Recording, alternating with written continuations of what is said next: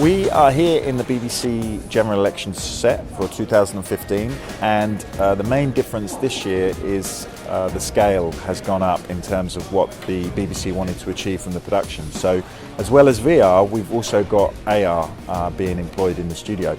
So that means we've got more cameras. In the VR we've got two tracked pedestals, and we've also got locked off cameras. We've got one Shotoku locked off camera up high, then we've got two separate cameras that are just locked off.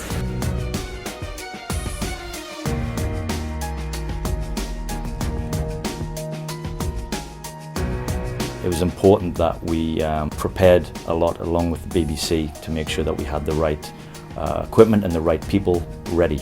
It's a combination of virtual reality and augmented reality, and I think the BBC are expected to surpass themselves from what they did last year, also what they did at the Scottish referendum back in September.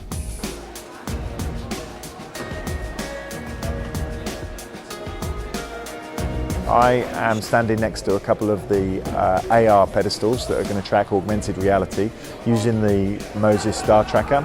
Using a small number of randomly placed retroreflective stickers on the ceiling, we can track in pretty much any size of studio. The tracking system consists of a camera looking upwards and bright LED lights, one attached to each camera we want to track into the Steadicam, and these allow you to precisely in real time find the position of the camera in the studio. And we also have MovieBird 30-foot crane over here, which is also Moses tracking.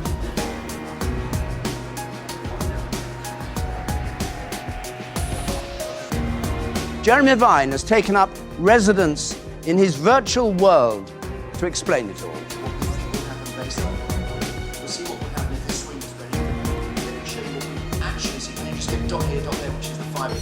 What we have here is a Moses tracked techno-vision crane, and we needed to make transition from the AR studio to the VR studio, so we can move the camera through all the studio space. It is encoded with mechanical encoders, and the biggest difficulty is to get the right calibration for that. The crane can see the VR or it can see the AR. So for that tracking system and for the Steadicam tracking system, we have to have two Viz render engines, one to do the AR and one to do the VR. And the coalition, Conservatives plus Lib Dems, 316 plus 10 under the exit poll, gets to exactly 326 seats in the House of Commons. Now, of course, it only takes a tiny variation in our forecast. The good is so we've got 23 Viz RT engines being used here.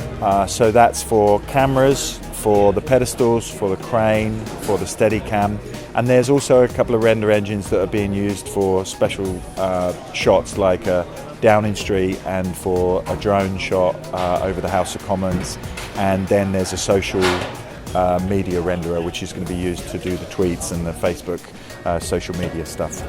Come inside the Elizabeth Tower. We've also got two render engines that are feeding projectors. So there's a projector on the floor, so Jeremy Vine can walk around the green screen and see the set and see the map on the set. And then we've got a projector that feeds the wall, so that when the graphics come up behind him, welcome to Downing Street. He can actually look to the wall in the green screen and see the various constituencies or the various figures that he's talking about. 100 shift from Labour to the Conservatives since 2010.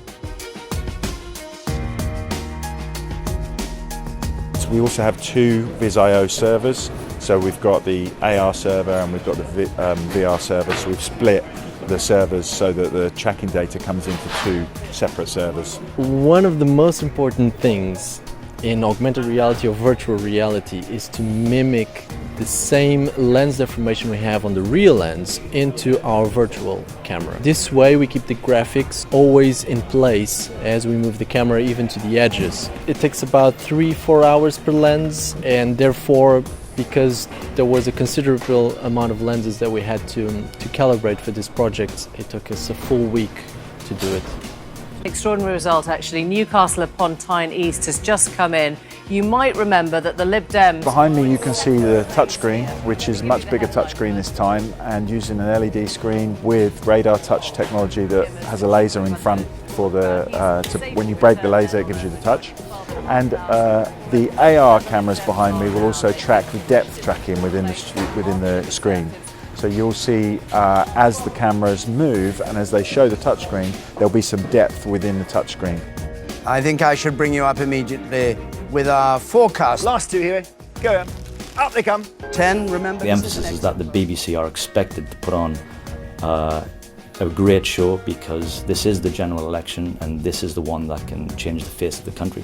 But here it is, 10 o'clock, and we are saying the Conservatives are the largest party.